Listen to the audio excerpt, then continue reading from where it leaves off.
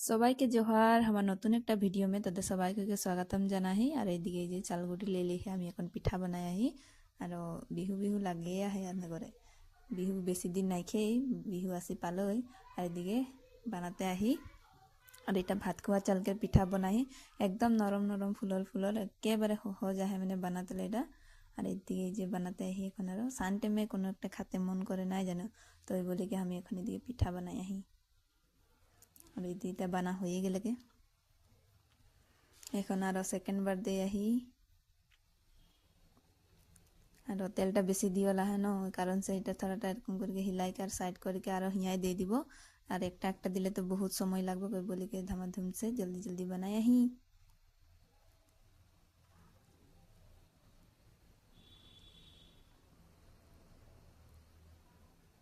এদিকে আরেকটা দিয়ে দিলি, আর এটাকে হিলাই দিব আর সুন্দর সে ফুলি যাবে।